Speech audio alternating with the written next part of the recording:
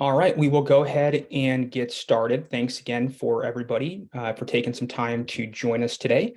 For those that I haven't met, my name is VJ Kalra, and I'm happy to be on here this morning or afternoon to give you all a nice training and tutorial on using the administrative side of DigiDeck. So a little bit more specifically, the agenda for today. The first thing we're going to cover here is showing you all how to manage your user licenses. So what the process looks like to get the rest of your teammates and colleagues set up with an account, and then how you can generally manage those moving forward. Second thing we're then going to do is go over some administrative reporting. Make sure you all understand the level of reporting you have access to, how to filter your reporting, as well as get into your media library to make sure you understand how to upload your assets, organize your assets, and keep that clean for the broader team and company. We'll next get inside that master deck and spend some time showing you all some key tools and features you can leverage to manage and organize the deck for the broader team and organization.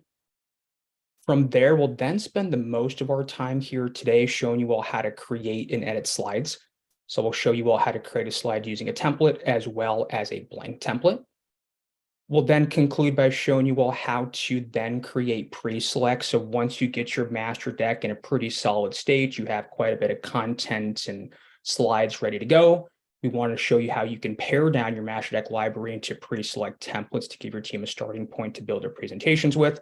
And then we'll finalize with showing you all some of our help and support options in the platform. Couple last things here, housekeeping items. We are recording this training. This recording will be sent over automatically to you all via email as a follow-up. Second thing here, we do encourage conversation, participation, questions, comments. So please, as you all do have any questions or comments for me, if you're comfortable, go ahead and holler those out live, and I'm happy to address those as we go. Or, of course, I have my chat up here on the right-hand side, so bear with me if I'm kind of looking over here. Submit your questions via chat, and I'll be sure to address those as we go, too. Once more here, I'm going to give you all just 30 to 45 more seconds, because I do encourage you to log into the platform with me.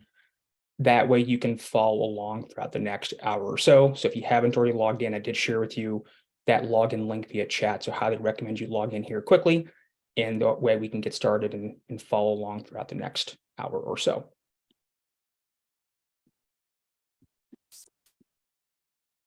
So upon logging into the DigiDeck system, this is going to be the home interface. I just want to quickly preface this with the fact that I am using our internal sales deck. So just for the sake of today's example, we're going to say that I work at DigiDeck Marketing. And my responsibility within DigiDeck Marketing is to create the content and organize the content for our sales team to deliver in the market. So I am a DigiDeck administrator for our sales deck, and I want to begin by showing you all where to go to access your users page so you can create and manage your user licenses internally. And that begins by clicking your logo towards the top left, and then you'll select users. Staying at the top left here, you can see the current count of users in your platform over the allocated count of licenses per your contract. Then towards the left middle of the page here, we can see all of those that are active in the system. And then over to the right, we see those that are pending accepting their new invitation. Speaking of sending new invitations, so if you need to get some new staff and employees added in the platform, that begins by clicking invite towards the top right. Your next step is you'll want to insert that person's email address, or of course, if you want to add in bulk, you can separate their emails with a comma. That would allow for you to add in multiple, add in bulk, save yourself some time. After you insert the email address or addresses of your staff, one final step, one final critical step, and that is to assign him or her a licensed role in the platform. We offer 3 different types of licenses with various levels of permission, starting first with this organization admin license. This is the highest permissioned license that we offer. In essence, org admins can do everything. They can create users, delete users, access all of the decks. If you have multiple master decks within your organization, they can edit each master deck and create their own presentations. So org admins have full rights and full privileges to the entire platform. Second type of license role here. And so this would be a screen if an organization has multiple master decks. This is what this would look like, where it splits out each master deck, which allows for me to assign certain employees to a deck. For those on the call that just have one master deck, you're probably just seeing one line item on this screen. So I just wanted to quickly call that out.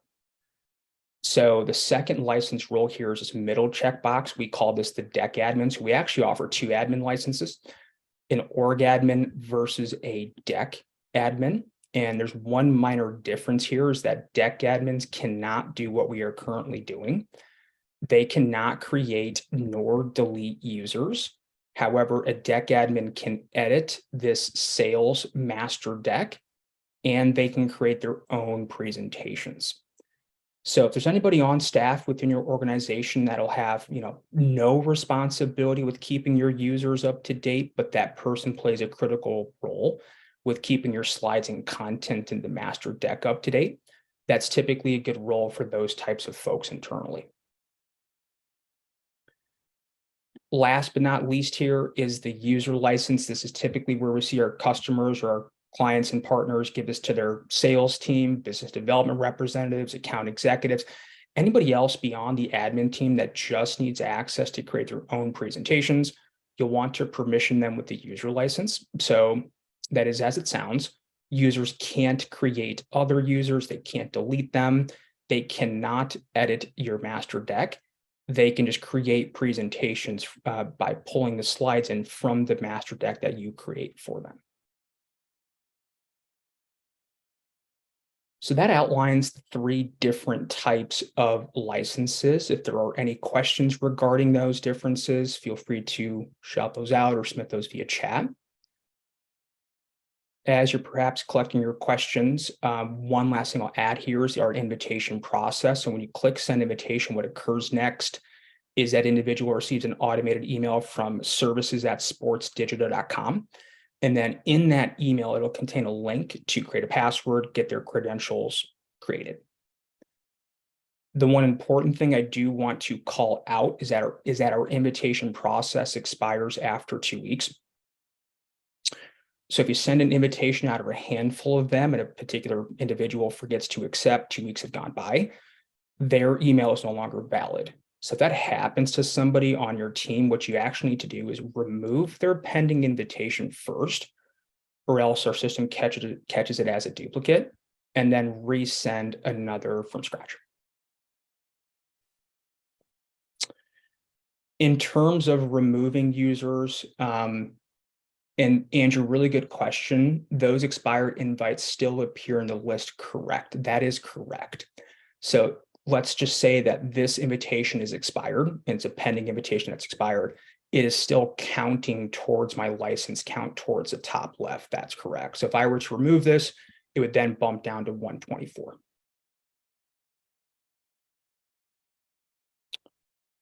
Speaking of removing users, so if turnover occurs or you just want to recycle a license, you think somebody else would, probably take advantage of the platform, you can remove a user by clicking on the three dots to his or her, to the name of, to the right of his or her name, and then remove. And then again, that recycles that license back here for you to repurpose that in lifetime.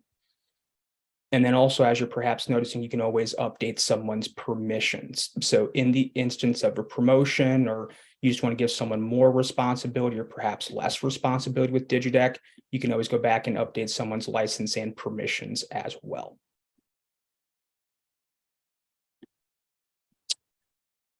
To get back to your home deck interface, you either click on Home at the top left or Decks. So Home or Decks will get you back to your interface. For those that have multiple master decks within their organization, such as the one I'm operating out of today, this will be the screen. You then just click into the deck that you wish to access. So once more, from this home interface to get to the users page, that's your logo or down arrow at the top left, and then users. So I'll just take a quick pause here, give myself a chance to get a sip of coffee. Any questions, anything else that you all want me to go back and review, I'm happy to do so. Go ahead and let me know.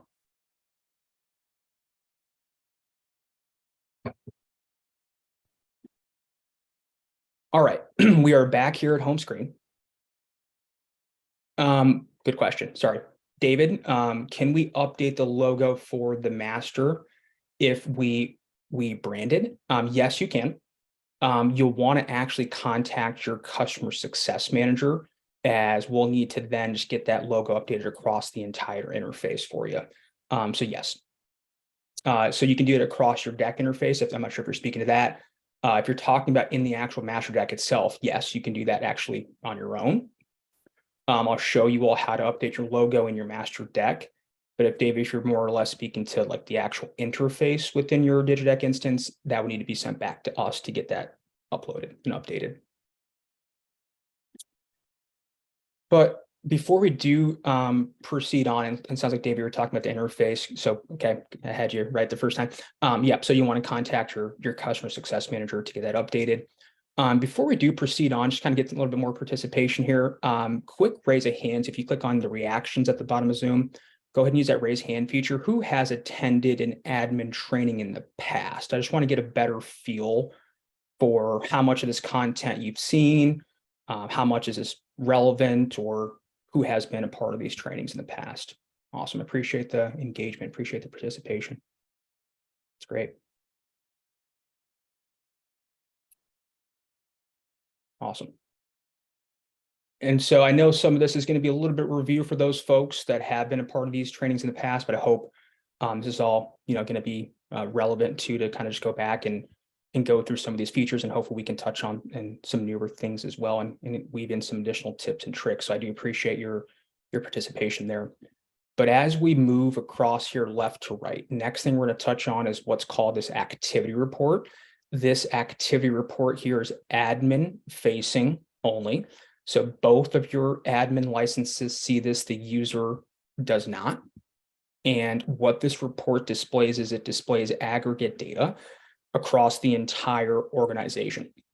So as an admin, you can come into this report and track, based upon the last 30 days or your preferred range here, how many total presentations has your entire team created this month? How many total slides have been viewed by your partners, customers, and recipients this month? And how many total sessions have there been? Sessions, in essence, refers to opens, the amount of times a presentation has been opened by a recipient this month. So this is just kind of a nice dashboard that is just going to, in essence, aggregate the data across your entire company.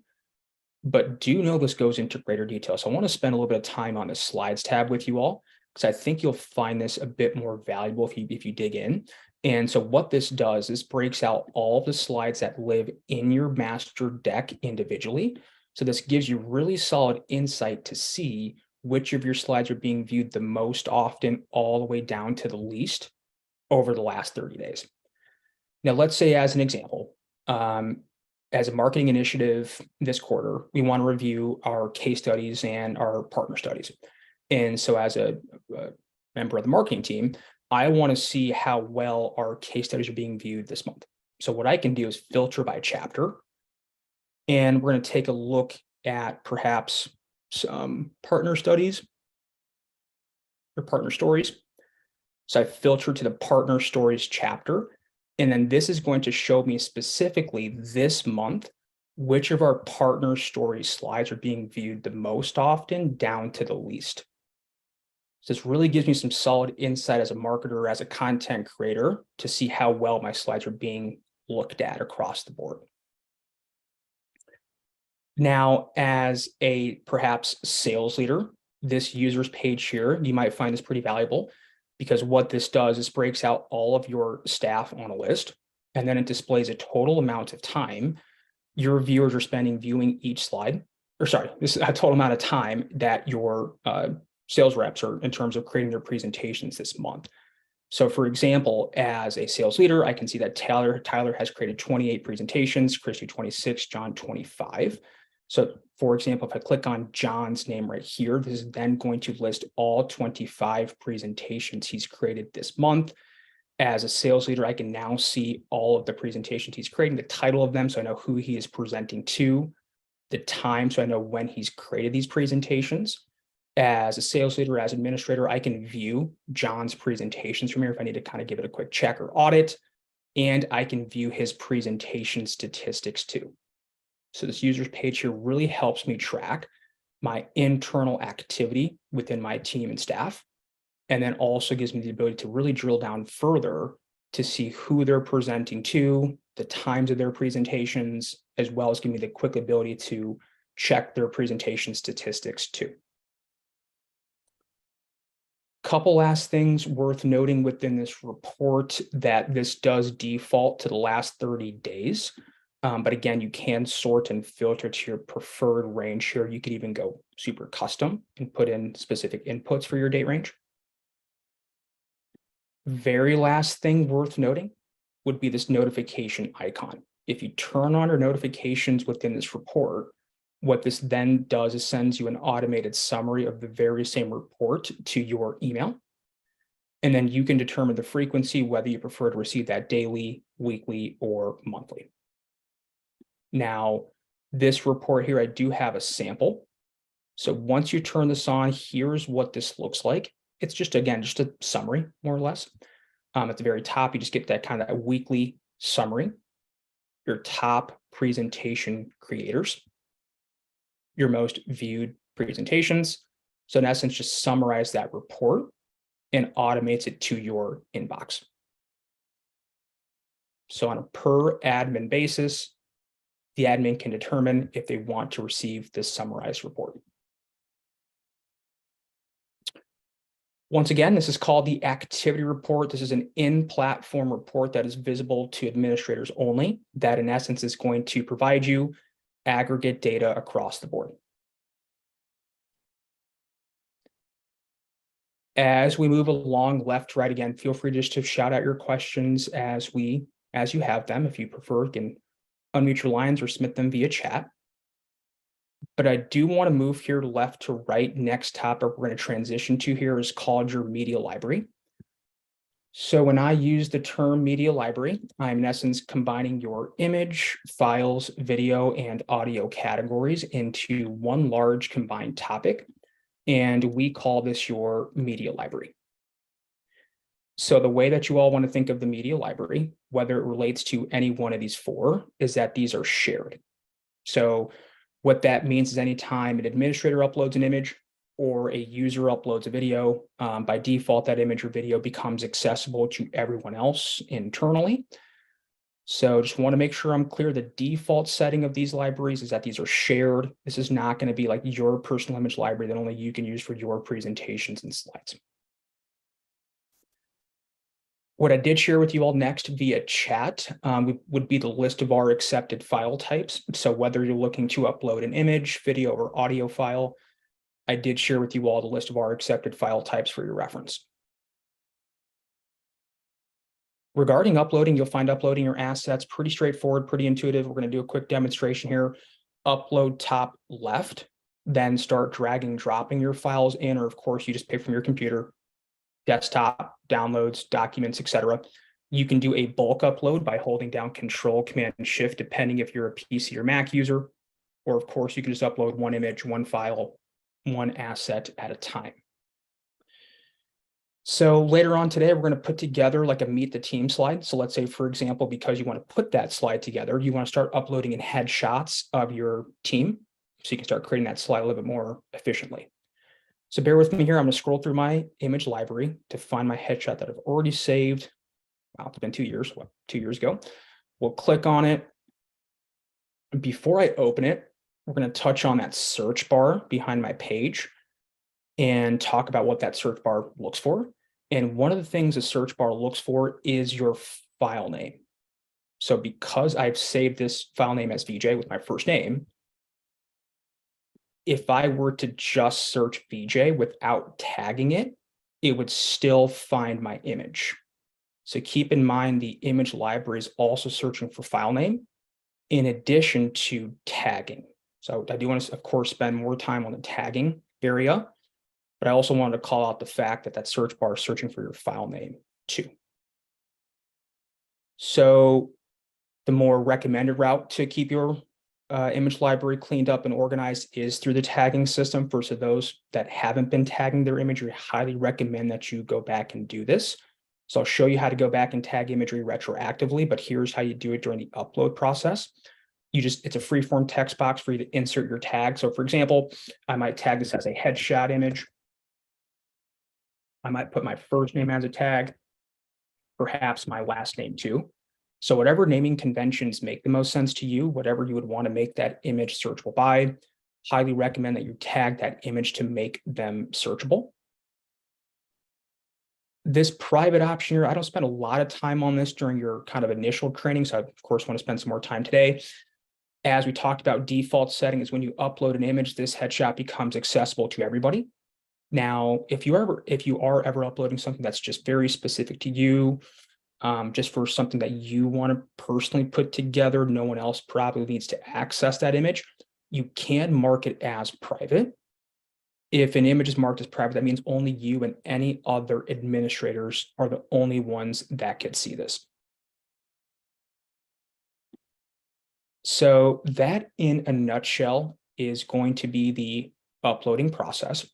So we'll give this a quick 10, 15 seconds to optimize and upload.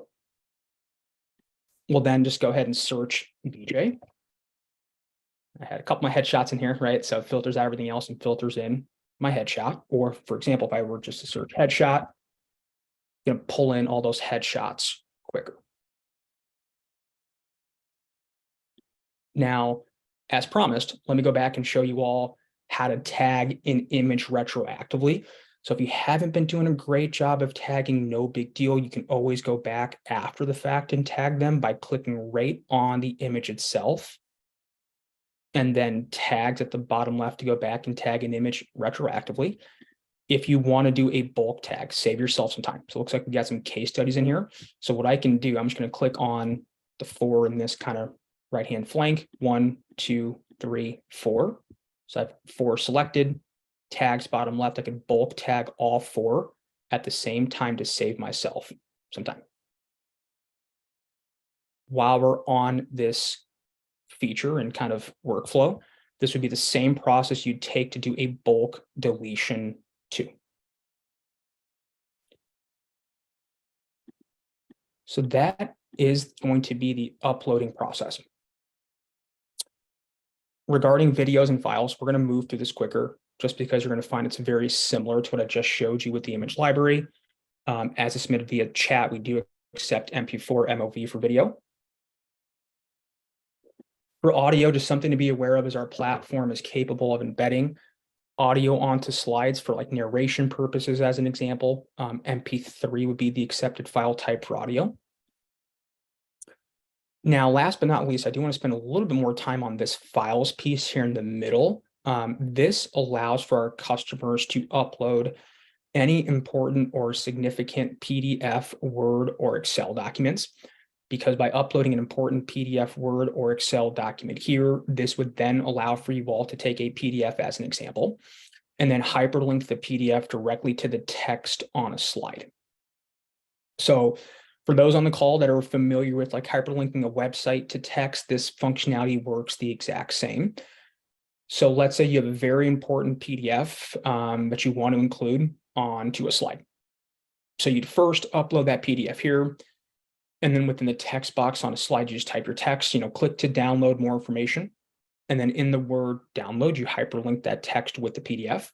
So when your customer and recipient clicks download, it allows them to access, print, and download a PDF from your presentation directly. So files allows for PDF, Word, or Excel documents to be hyperlinked to text just like you can a website. As we move back towards our left, when you click on presentations, that then populates what's called your presentation library, which gives you all the ability to go back and access all of the presentations created by your entire team, or just the presentations that you have personally created yourself. Let's do a brief summary here. We've talked about this presentation library. We went over the activity report, and then we last covered the media library. So this could be a good kind of stopping point here just for me to pause and check in. Any questions? Anything I can go back and review? Again, feel free to submit those via chat, or if you're comfortable, unmute your lines. I'm happy to address those. But we'll do a quick 15-second pause here for any questions.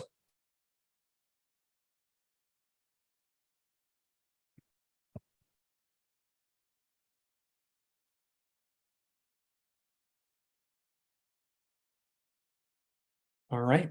So with that said, oh, looks like, sorry, Tony Alvarez, I think you have your hand raised. Is that for a question, or is that still from that polling I did earlier? Sorry if I missed you. Sorry, that was from earlier. Okay, yeah, no worries. All right, so where I typically go next with these trainings and during like a new admin training is I go over like how to, or some of our terminology, like what is the master deck, what are chapters and slides. I'm going to do that pretty briefly here today, a little bit quicker than I normally do, just presuming that you all are a little bit more familiar with our platform. So remember that the master deck, you want to think of that as your organization's library or repository of slides.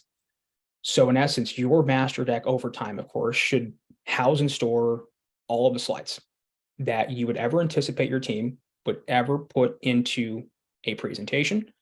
Because then, therefore, when your team needs to go to market and put together a presentation, all they'll simply have to do then is just select the slides from your master library that they would need for that very specific presentation. So think of your master deck as a library or repository of your slides. And what we're next going to do here is click on Edit Master Deck.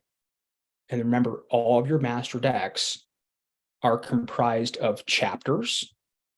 You want to think of chapters as like your table of contents, your sections, your categories. And then when I click into a chapter such as Partner Stories, every chapter then breaks out into slides. So here is our Partner Stories chapter. Here are our Partner Stories slides. So you can have as many chapters and as many slides in your master deck as you need to.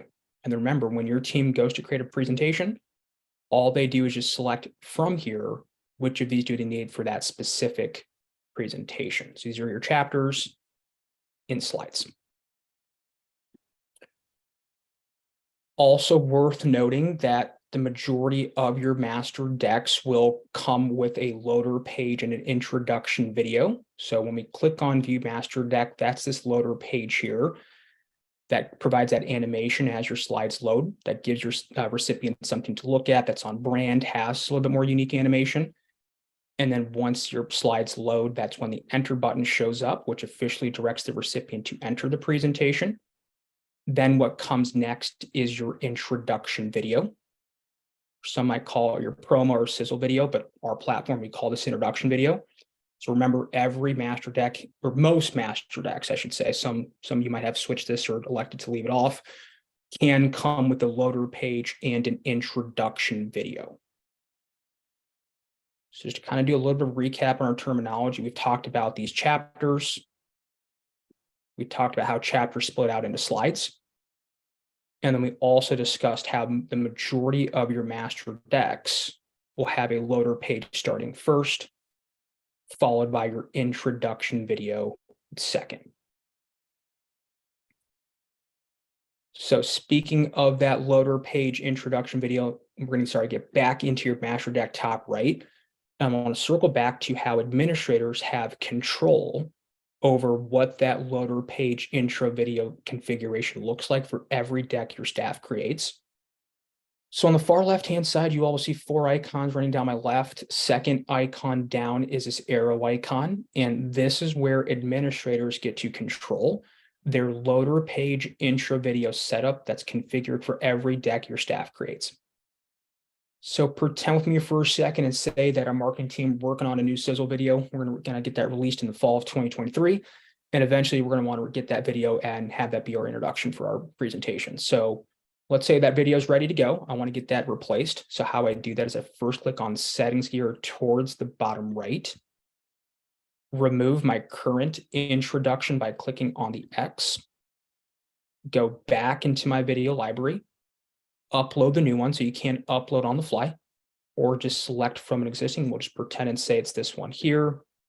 Select again and update. So if I were to save, this now serves as the introduction video for each presentation that gets created beyond this point. Alternatively, let's say, for example, you want to shut that video off altogether. This serves as your on-off switch. So if I toggle this over to the left and click save, that actually shuts the video off. So now beyond this point, every presentation my staff creates will just have a loader page playing, skip the video, and then send them right to the presentation directly. So once again, this is going to serve as your on-off switch for both the intro video and your loader screen, while the settings gear allows for edits, updates, alterations, replacements, etc. So one more time, how I got to that screen was inside the master deck, left-hand side, second icon down, arrow icon, allows for admins only to set and control their loader page intro video configuration. Staying on the left-hand side further, next you all will see this add button. You can probably guess what this does. This allows you to first and foremost create brand new chapters that do not already exist. So if you want to start kind of fleshing out some additional chapters, here's where you go to create new ones. And then here's where you go to create brand new slides to add to an existing chapter. We're going to put together a couple slides here from scratch in just a bit. I just want to first show you all where to go when needing to add more. Let's next talk about how to rename chapters and how to rename slides. So let's say, for example, I'd rather have this say DIGIDECK overview instead of overview. So to change your chapter name, you just click directly into any slide within that chapter.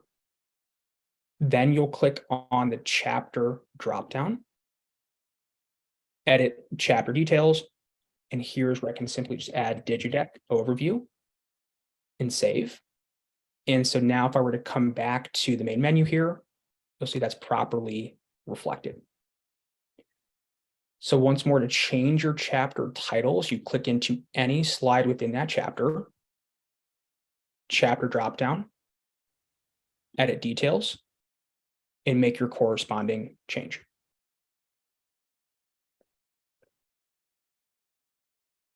Annette, really good question. Are we able to globally update chapter titles? Unfortunately not.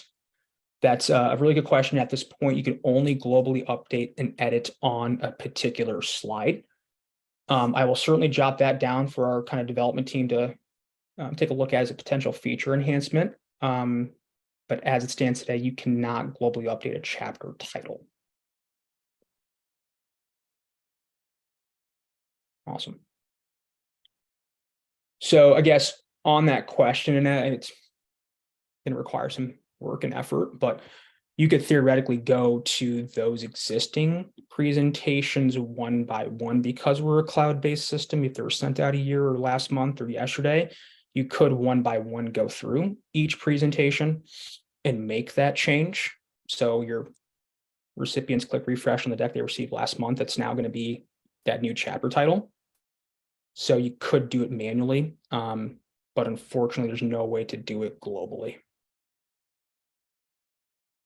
Good question. Good question, Lanisha. So is there a way to update the URL path on the chapter? There is. So if you click on chapter, edit details, here's where you have that path, freeform text box to update. So if I were to put a DIGIDECK overview in here, I can make that properly reflect down here too. So once more, how I got to the URL path is chapter and edit details. And that is a manual process to update the path as well. Moving over to slide renaming, it's a very similar workflow and process. Just pretend with me and say I stuck with that DIGIDECK overview naming convention. So I want to have this say DIGIDECK overview as well. So I click on that slide that says overview, which I'm already on. I'll next click on the slide drop down here, edit details, and here's where I can again plug in DIGIDECK overview and save. So when I come into the slide menu and title, that's now properly reflected. It's a very similar workflow and path. Slide drop down and edit details to adjust the slide title. So we talked about renaming chapters, renaming slides. Let's now shift towards reordering.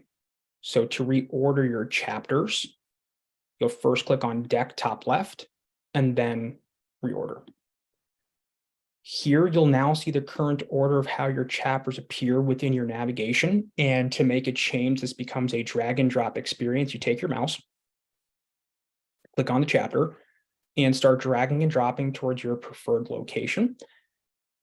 And this is going to allow for you to rearrange and reorder your chapters. So once more, that was Deck to reorder. Staying on the topic of reordering, I'm going to shift you all towards the top right of my page where you see a feature called Slide Navigator. I hope you've been using this because I think it's one of my favorite features in the platform, because what it does, it puts the entire master deck, assuming you got better Wi-Fi than mine, on one screen with a nice preview here of your slides. If your Wi-Fi is like mine, not a huge deal. You can quickly grab a preview image here too. But in any event, I really do like the screen because it does put your entire master deck at a bird's eye view with zoom in, zoom out functionality. So it helps administrators be able to see from their first slide all the way through the last, and what their entire library master deck of slides is comprised of. Now, some action steps you can take on this screen. Again, this is a real sales deck, so I don't want to really touch too much on here. So let's go down to our templates. This allows for rearranging of slides through a drag and drop experience. So take your mouse and cursor and drag and drop that slide to your preferred location. This allows for a little bit of rearranging and reordering through kind of an intuitive experience. Also worth noting that you can move slides into different chapters as well. So as you flesh out your slides in your master deck, you're like, you know what, shoot, I want to kind of do a little bit of rearranging. You can do a kind of a drag and drop across chapters.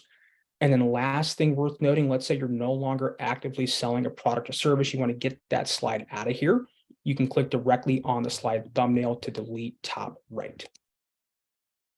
So once again, this page is called Slide Navigator. It allows you to navigate and see the entire master library one screen with zoom in, zoom out functionality.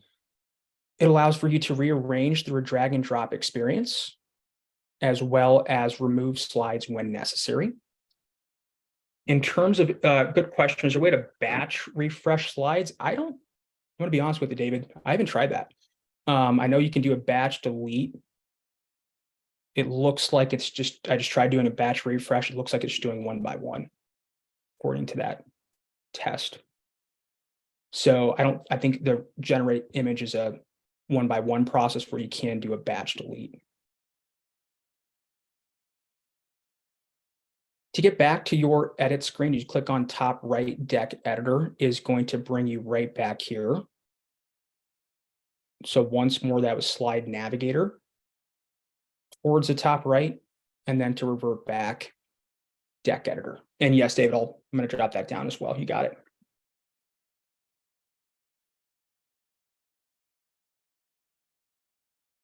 All right, couple last things here before we get into like building slides. We're just going to go ahead and find a good slide as an example. We'll use our market challenges. So keep in mind, everybody, by default, when your staff are bringing these slides from the master deck into their presentations, by default, every one of these slides are editable by your team within just their presentations, and that edit does not impact the master copy. So I'm not suggesting it, but theoretically, like my team, again, because I'm in marketing, they could take all the text and copy I wrote here and delete it, make it their own. They can take this image you put in here over to the right, delete it, and make it crazy and put my headshot in here. So knowing that by default, every slide is editable by your team within just their presentations, what we provide as administrators and as a control offering is the ability to lock slides down that you don't want your team to edit. So if you create any content that has, pricing information, data, research, statistics, whatever the case is, you just don't want your team touching that slide.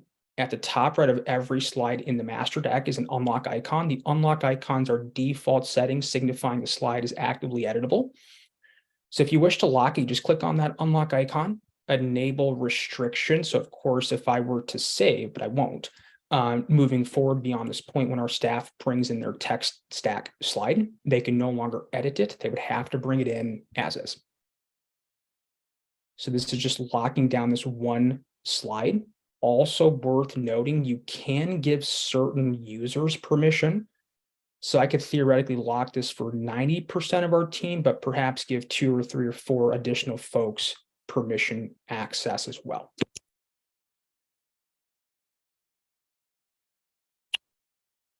So once more, you do have the capability to lock any slides through this lock feature here. And one last thing I just want to reinforce, this is just locking down this one slide. So let's say you've identified 4 or 5 slides you wish to lock, you do need to navigate to them one by one and lock them up respectively. Last admin or 2 last admin only features before we get to editing slides. This eyeball icon here at the bottom, I don't really have another way to describe it. What this does, this allows for you to hide slides temporarily. So a couple good use cases for this. Let's say you're actively building a new slide for your master library, and it might take you just a couple hours to get a busy week. It might take even a couple days to kind of get it finished. And you don't want someone bringing in a slide that's kind of half-baked. So what you can do is temporarily hide that slide to prevent your team from seeing that as you're kind of working on it. And then once it becomes fully baked, it's ready to go to market, you can come back in here and unhide it so it's now selectable by your team. So this gives you the ability to just hide slides temporarily. So building new slides, or let's say you don't want to delete a slide. Let's say you're a product you offer is a seasonal offering and it's only relevant into winter, and you don't want your team seeing anything that's relevant in the summer, or sorry, in the summer, that's related just to the winter. So what I could do here is temporarily hide that winter product or service slide, kind of clean up that view for my team. And then fast forward 4 more months, it's now the winter. I can come back in here, unhide it, so it's now selectable by my staff. I did get a question. If you don't have that lock icon, let us know. We probably just missed a setting when we turn on your deck. So if you are not seeing that, go ahead and submit that via chat, and we'll be sure to get that flipped on. Just gonna quickly jot that down.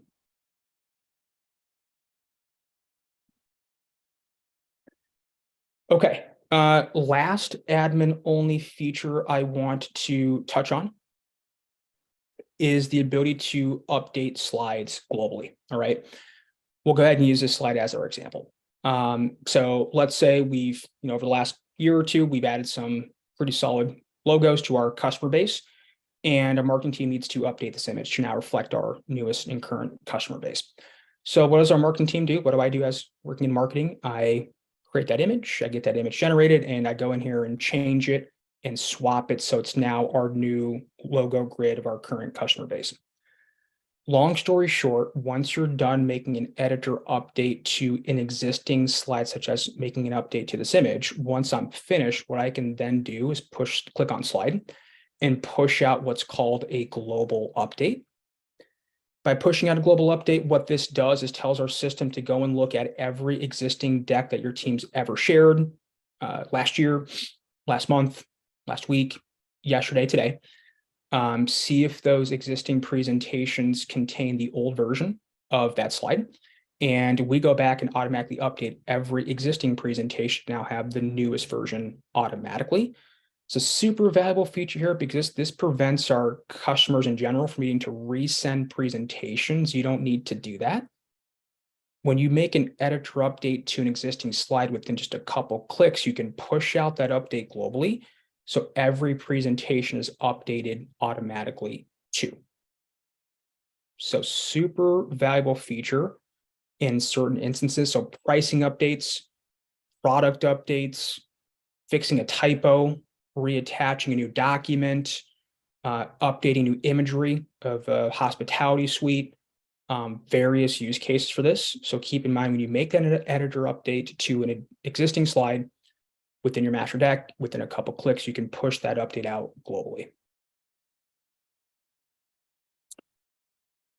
And then Adrian, yes, could you quickly show how to add a new chapter to your master deck? You bet. Add button top left allows for you to create brand new chapters that do not exist.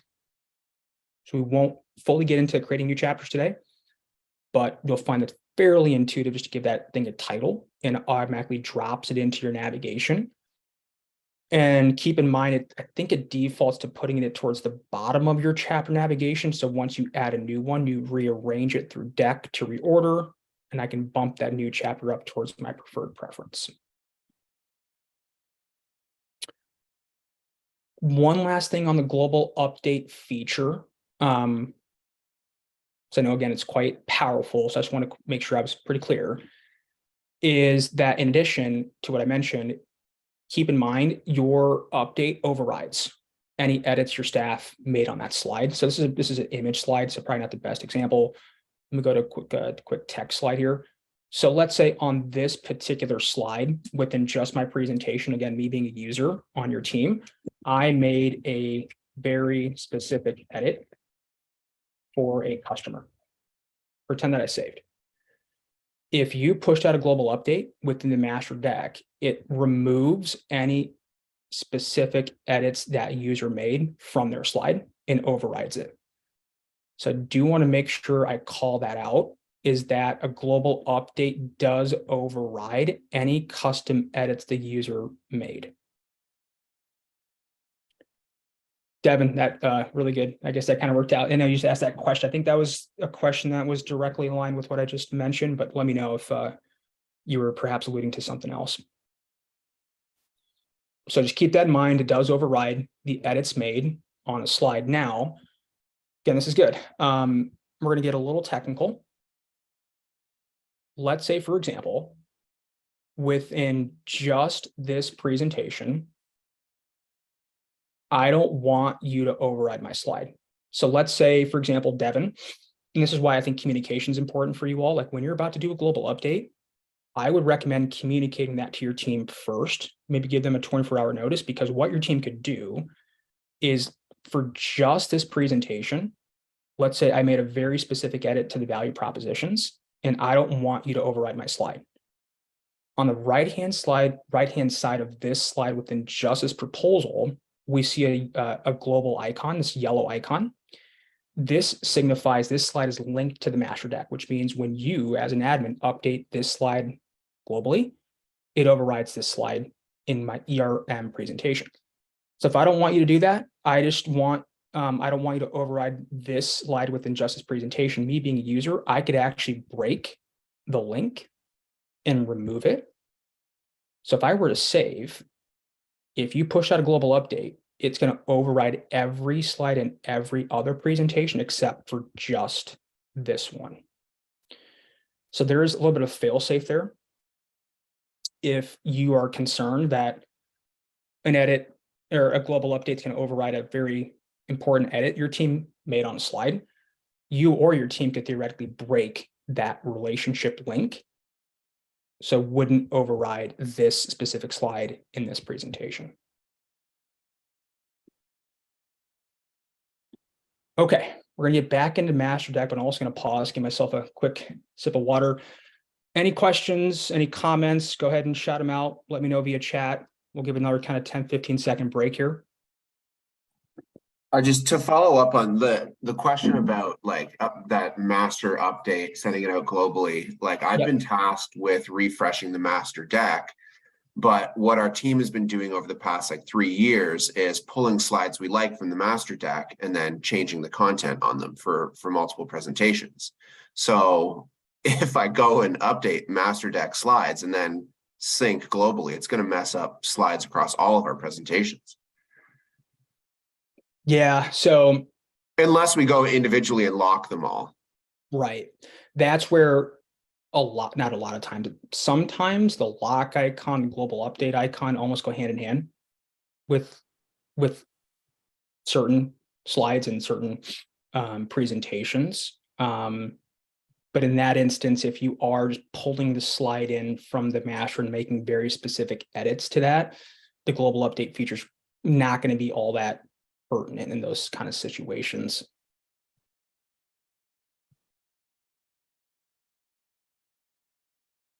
Okay.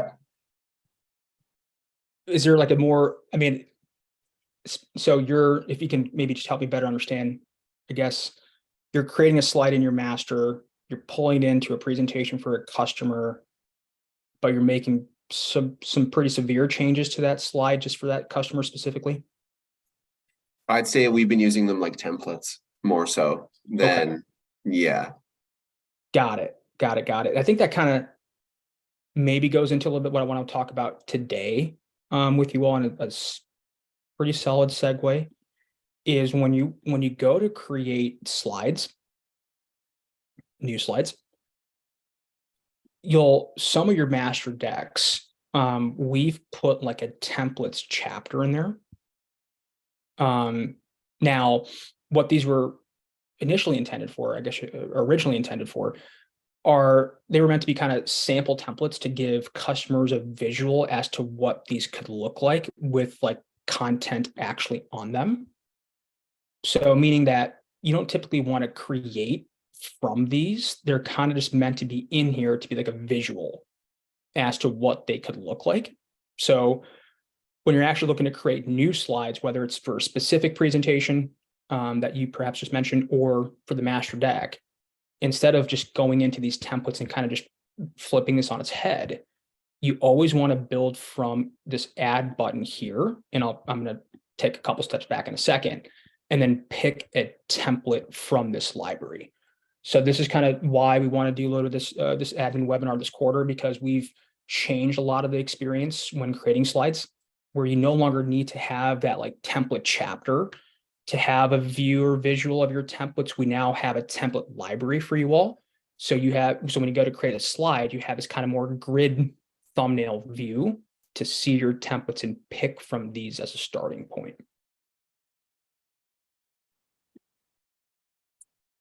So we'll go ahead and make that transition to creating a slide. So once more, add, create slide.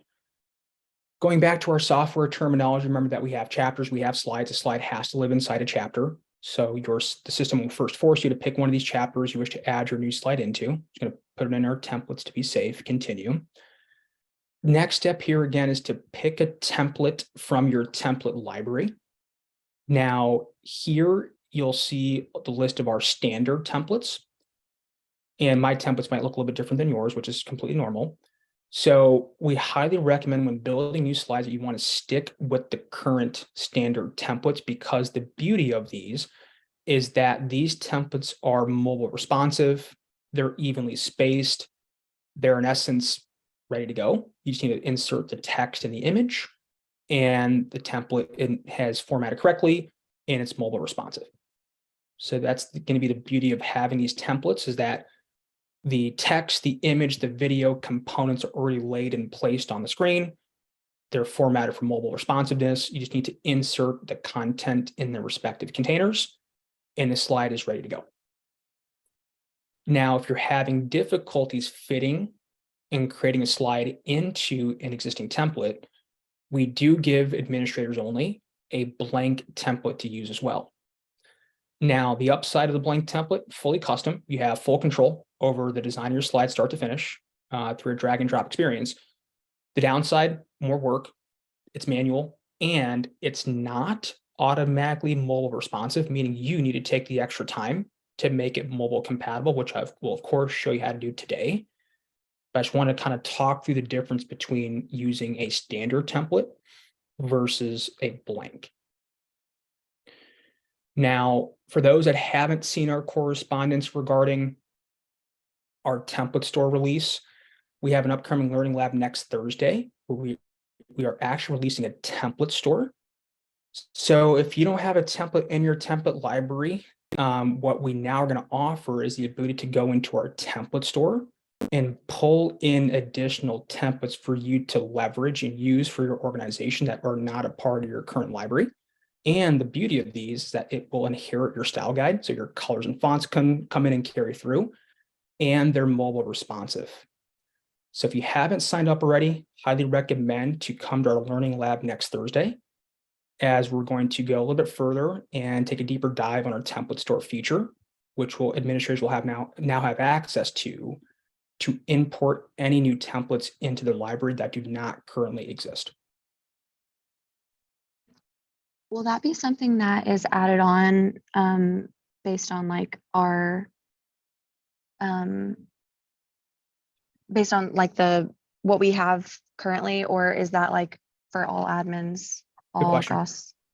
Good question. So we have, I think we're going to have settings that will allow for admins only to have the template store option, or admins and users.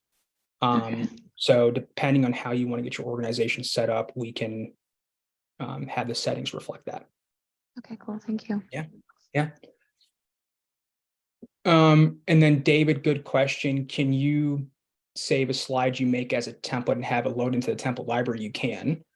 So I'll show you how to do that in here in just a bit, and I'll circle back to it. But while we're just quickly on the question, let's say I created this slide from a blank template. I want to save it as a template. In the slide drop down here, you have a create template from slide option. So I guess this is a blank. So what I could do here is create, I'm not going to, of course, save it, but I create a template from slide and call this my left text, right image template, and then create, and that would then add it to my template library.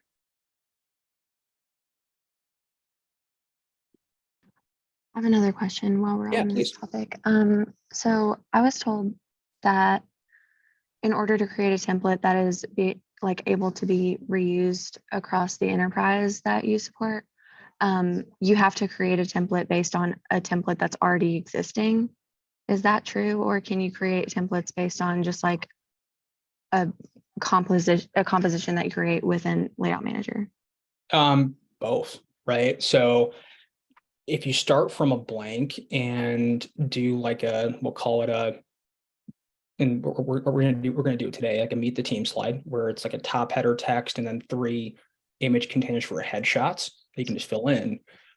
I could then create that as a template and call that our meet the team template slide. And then in that drop down, what I could do, I think this is what you're asking, Taylor, and please tell me if not, I could remove the component or content from the component. So it would just be an empty header text and 3 empty image containers. And then when my team goes to create a new slide, they would have that meet the team template in here to pick, and then just insert the 3 images into the empty headshot containers. Okay. That's amazing. Thank you. Mm-hmm. Great questions. I think I'm all caught up here. One more question. Yeah, please. Yep. So I saw the option to duplicate a slide. Is that different to, let's say, go to the template and duplicate it and just build from there versus going in and creating the slide from scratch from the template library? It depends. I would say if what you're duplicating, you're going to be taking a lot of the similar content on that slide and just making a couple quick tweaks, then duplicating makes sense. If you are just duplicating because you just want the same layout, but really the slide's entirely different, then you're almost better off just creating from the template and starting from scratch. I think duplicate's really nice if you just plan on using the same like text box, same imagery, etc., and just a couple quick tweaks. Then duplicate makes sense in those kind of instances. It also makes sense if you're doing a little bit of testing, right? Like, okay, I'm just want to do an audit this year.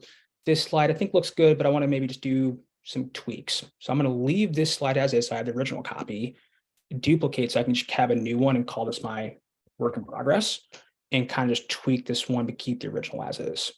So those would be kind of various reasons why I would maybe choose a duplicate over creating just from a template. Thank you. Mm-hmm. All right, back here, add, create slide. Again, I'm just going to put in our templates to be safe, but typically, obviously, put it in a real chapter. We're going to start with creating a slide using a standard template and then we'll do one using a blank. So we're just going to do one that I think most people have access to, because again, every template's a little bit different. All your template libraries will be different than mine. Majority of you should have kind of a nice left text image template, so I think this should be a safe one to use. Next step here, you give it a title. So we'll call this our training slide. And then final step is to create bottom right. Once you click on create, it is as it sounds, it brings you to the template. Now, all of our templates do carry in sample text, sample imagery, video, etc., just to give you a visual as to what this could look like. And it will now flip the placeholder imagery and text on its head and make this a little bit more real. Before I get there, Kelsey, Randall, really good question. Sorry, everybody kind of paused in the middle, but it's good. When changing the name on a slide, I would like to adjust the URL name as well. But would I have to duplicate the slide in order to do this? Yes. So Kelsey, you bring up another reason to duplicate a slide. So as I think Lanisha, I believe you asked earlier, how to change the chapter path URL. That's pretty intuitive right in here. But the slide path URL is not as intuitive, meaning it's not available to do so. So if you want to change a slide path URL, you actually do need to duplicate and then give that slide a title. And here's where you can change and rename that path. So really good question, Kelsey. This is, I would call it a little bit of a one-off situation.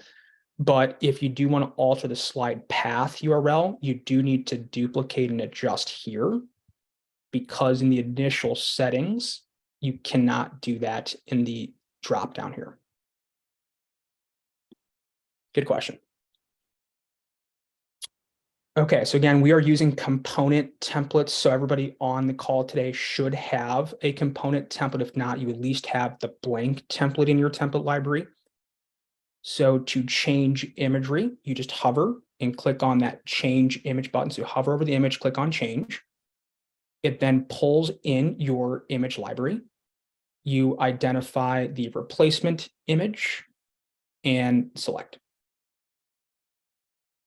So once more, to change imagery on the slide, just hover over that image, click on your change image button, upload the new one, or just select from an existing and select again.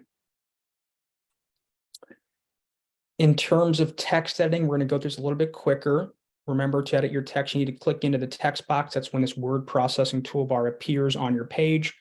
If you're not clicked in the text area, that does go away and disappear. So make sure you're clicked in order for this to appear. This word processing toolbar should look pretty familiar to you all. So we're just going to jump to actually the last three on here, starting with link.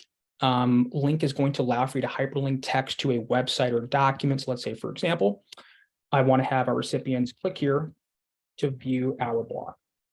We grab that text, click on link, paste that blog page in, or just type it in manually. Once you're done, click OK. Confirm once more by clicking OK. And now that I've linked the site, every time our recipients click view, it'll pop our blog out into a new web page, into a new tab within that recipient's browser. You'll follow the very same steps if you want to link to a document. So if you all can recall, we talked about PDF, Word, or Excel document linking. So if you want to link a document, almost follow the same steps. We're going to type our text, click to download your order form. We grab that text, click on link again, but this time we would open up this file library instead, upload that file right now, or select from an existing, select again, click OK, and this works just like a website. So when I click download, it allows me to access this document entirely, all the pages, zoom in, zoom out. I can print and download from the presentation directly. So once again, linking allows for linking of text to a website or document. This icon here allows for, it's called pop-up media. This allows for linking of text to an image or video. So let's say, for example, I want to have my recipients click to watch a testimonial from customer ABC. Pardon the misspelling there. So we grab our text, click on pop-up media, this icon here, open your video library. upload that video right now, or again, select from an existing, select again, click OK, and that links the video. So when my recipients click watch, this one actually pops the video into the slide directly, which I think is nice because it keeps the recipient in here. And once they're finished, it's super easy for them to return back to the original slide. Same thing can be done for an image. I'm going to go through this quicker. If you want to link text to an image, type your text, click to view ABC chart. We grab that text, click on pop-up media, open your image library, identify the image, select and OK. Works just like a video. So I click on view, it'll pop that chart into the slide. Quick recap on what I've covered thus far. Link allows for linking of text to in a website or document, and pop-up media allows for linking of text to an image or video. Okay, really good question. It's a little bit lengthy, so bear with me here as I try to interpret it all. If we're cleaning up our uploaded photos and one of the photos we want to delete was used inside a text box on a slide, not popping up or linking, will the photo disappear in the active presentations? I'm reading the rest of the question to make sure. No. Okay, so just to, I guess, generalize the question, if you have an image in your image library and you delete it, it does not delete it from the slide. So it still stays on the slide. It still stays on the presentation. It just no longer allows your team to use that image moving forward in the future.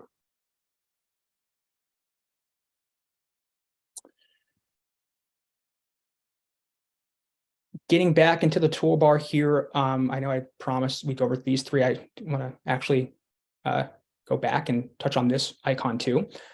This allows for you to insert an image into the text box. So we talked about how to like adjust the image on like the actual slide.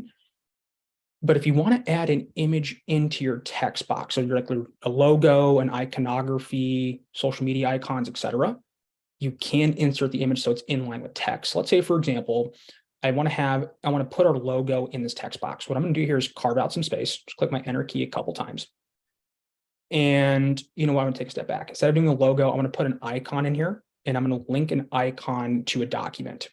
So I'm going to click on this insert image tool, open up my image library. I think our marketing team's got some icons I can use. So I'm going to search icon. We'll just go ahead and use this one as an example. Select. I can assign the dimensions that icon here. If I'm not too sure, I can just click OK, and then use the corners here to resize. Now, the beauty of adding in iconography or an image into the text is that you can link this. So if you have like a download icon, we see people use that, or just any sort of iconography, social media links, what you can do here is click on that icon and I can link this out. I can link this icon out to a website. I can link it out to a file.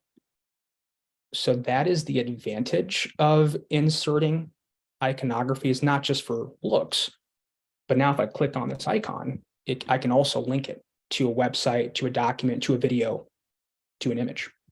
So keep in mind, you can insert image or icon or logos to be in line with your text.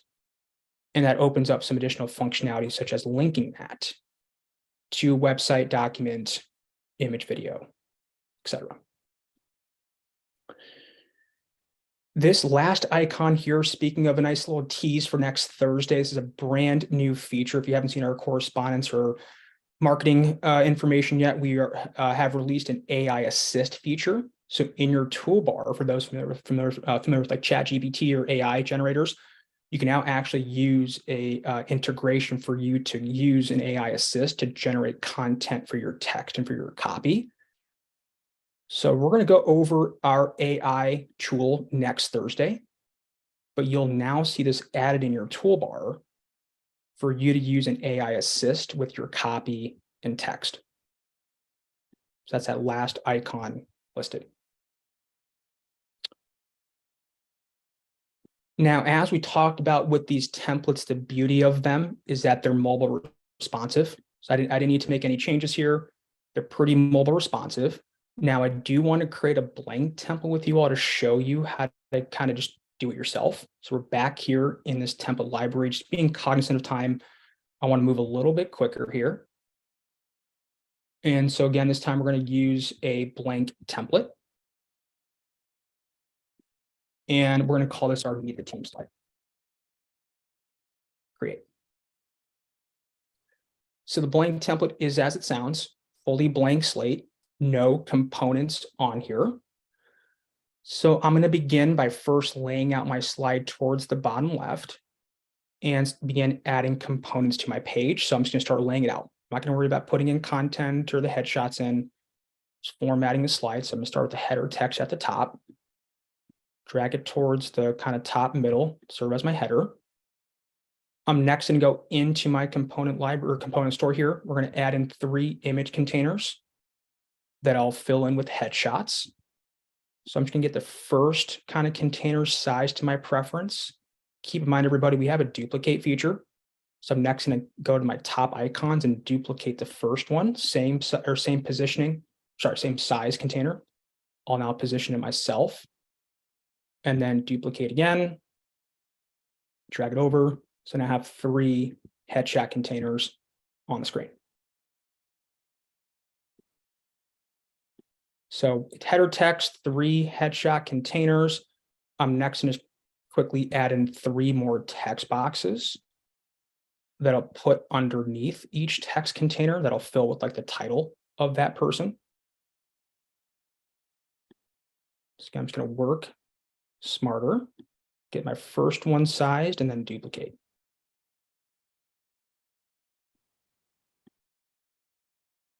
I'm not going to worry too much about the sizing here. I know it's just off a grid line, just bear with me. And save. So I'm going to come back to edit and we're just going to plug in the content here. So we'll call this our Meet the Team slide.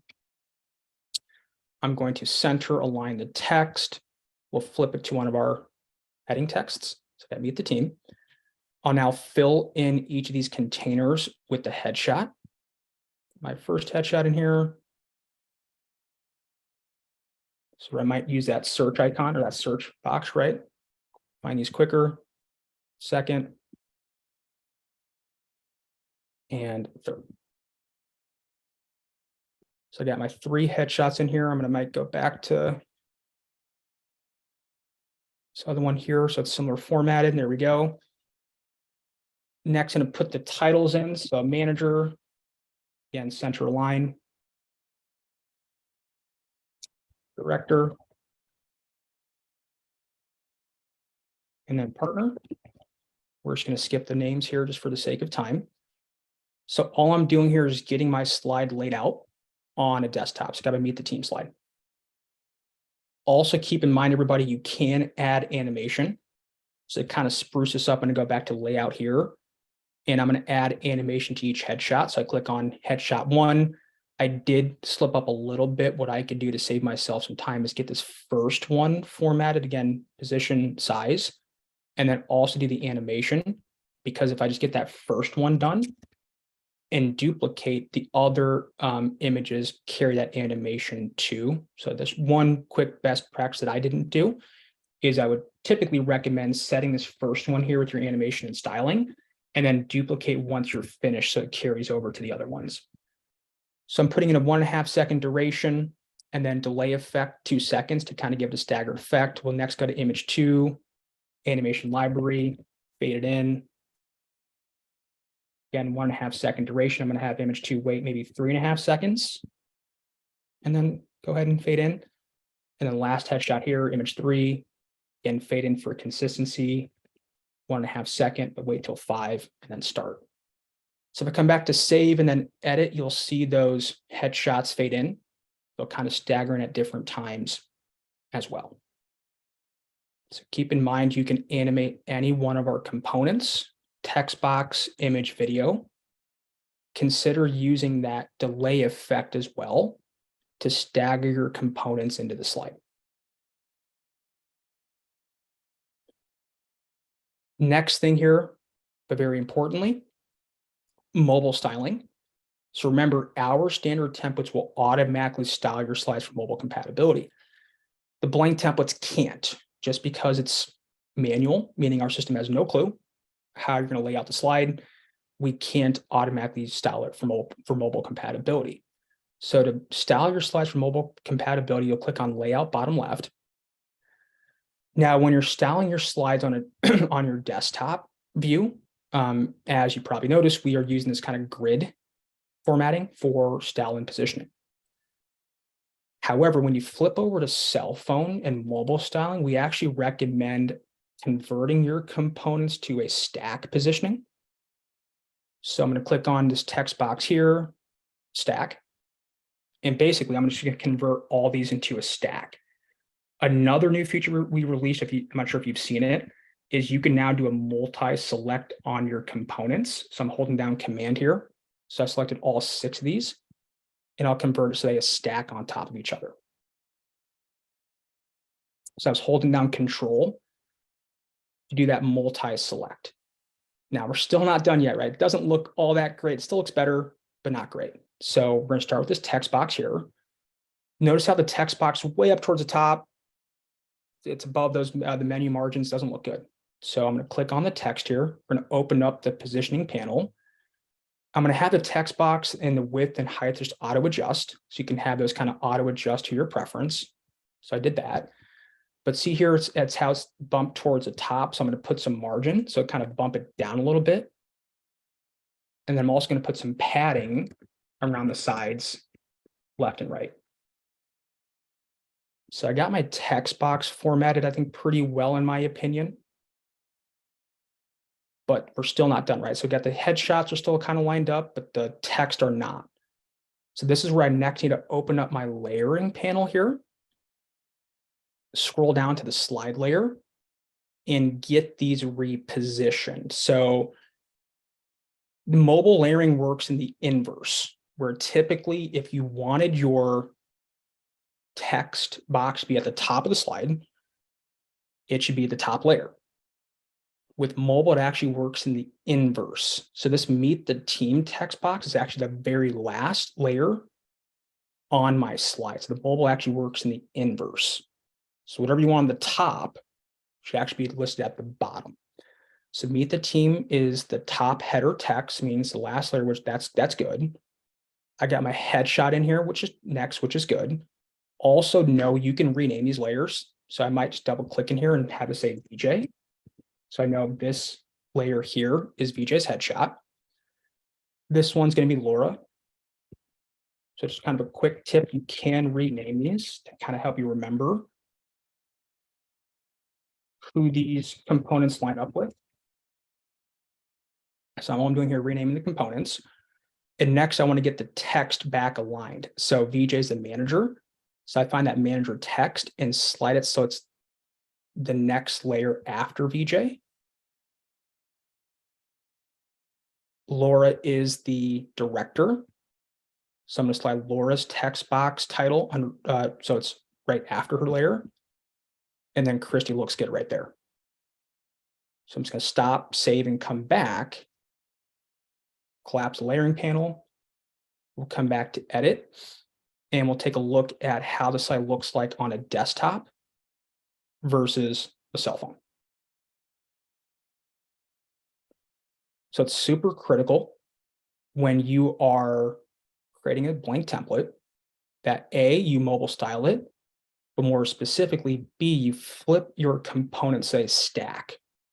So stacking really helps on cell phones in terms of scroll, to be able to scroll, and it kind of stacks on top of each other rather than kind of a side to side on desktop. We also talked about the multi-select. So you can now hold down Control Command Shift to do a multi-select on components. I had a quick question. Yeah, please. If you were to save this as a template, Yep. Would the mobile aspect of it also save? Correct. Okay. So to that point, it's a one and done, right? You do need to take that extra effort to mobile style it, but once you do it once, you're done. Also worth noting, because we see some clients trip up on this a little bit. Remember, I started from the blank. Instead of, you don't want to update the template, because when you update it, overrides the blank. You always want to have a blank, right, to always work off of. So don't update and override the blank. You just want to create a new one from the blank and give it its own original naming convention.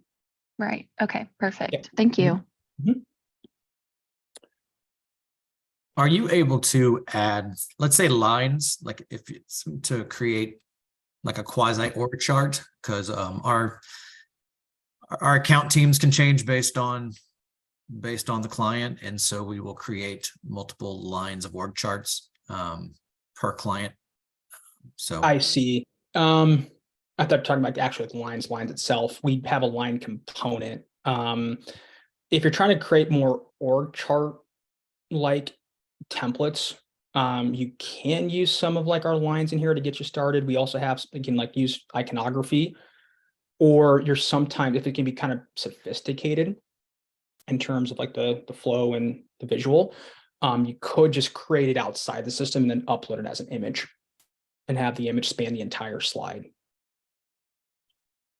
But you could try to use our components to build it. I just don't know what that org chart looks like in terms of just design. But you have a couple different options. thank you. Yep. And just being aware of time here. 8 minutes left. And I have one last topic, and that is using pre-selects. So once you get your master deck fleshed out and you got some slides in here that you ready for your team to start using, in addition to your team being able to pick their slides manually, again, just I'm being a little bit quicker here intentionally. So your team always has the option to pick manually. But also know, as administrators, you can build pre-selects for them, which are in essence templated presentations to give them a starting point. So for example, when our sales team goes to create a presentation, if they are pitching to a healthcare vertical, instead of sifting through our entire hundreds of slides library of content, trying to pick out stuff that's specific to healthcare, our marketing team, what they've done is they've pared down our master library into a healthcare industry template that automatically brings in the slides relevant to that industry. And then our sales team can make edits and iterations to that beyond it. So you will have the ability to pare down your master deck into templated presentations to give your team a starting point. So just take a step back and think about what are the most common presentations your team is sending out the door, day to day, week to week, month to month, and help them get started by creating a template for them. And so how you all can do that as administrators, in your tools dropdown, you have a pre-select option in your organizing tools. And so here is where you can create a new pre-select. So let's say I want to put together a QBR pre-select. It's going to be our quarterly business review template. So give it a name and then create. I next go into the master deck and tell the system every single time my team brings in the QBR template, automatically bring these 10 slides with it. So I save the changes. It now gives my team the ability to pick from a QBR template.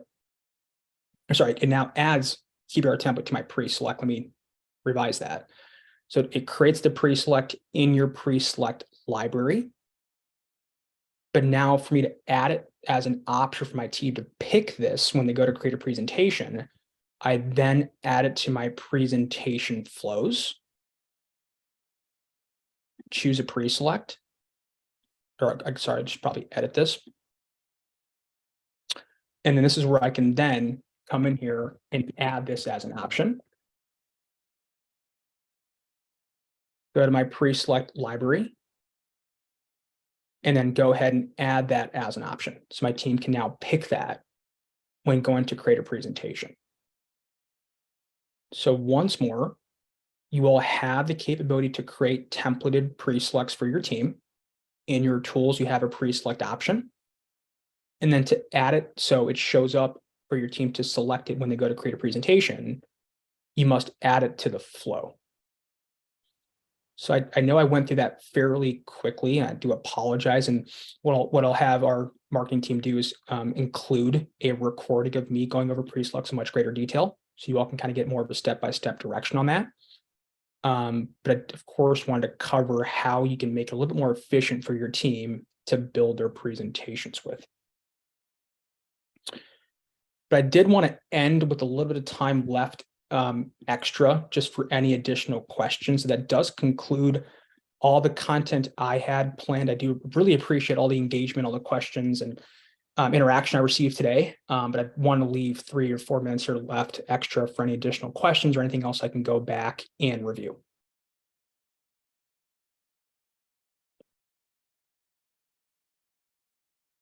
Any questions, anything specific that you want us to review?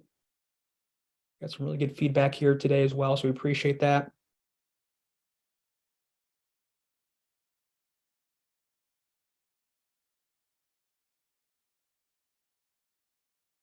All right, well, if there are no other questions, a couple last things on my end. We plan to do these kind of general webinars for admins and users once a quarter. So we'll do our next admin one in the next quarter. We have our user webinar, I believe, next month or early June. So if you or your staff need a refresher, got some new interns, new hires, highly recommend signing up for our user webinar, which will be next month. And then last reminder, we have an awesome learning lab next Thursday. We're going to cover our template store in more detail, given our customers' ability to import templates from a store. And even more significantly, we're going to be covering AI and how you can use our AI Assist tool to create content and leverage that for your slides. So if you haven't already, we highly recommend that you register for the Learning Lab as well as a user webinar. Otherwise, thanks again for your time today, and be on the lookout for recording with more information a little bit later on today. Ryan O'Toole, you bet.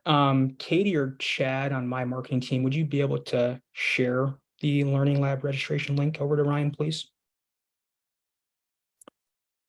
Thanks for your time, everybody. Looks like marketing sent that over. The registration link, appreciate that, everybody. So you should have that in your chat. Otherwise, have a good rest of your day and good week. Thanks all, appreciate it. Take care.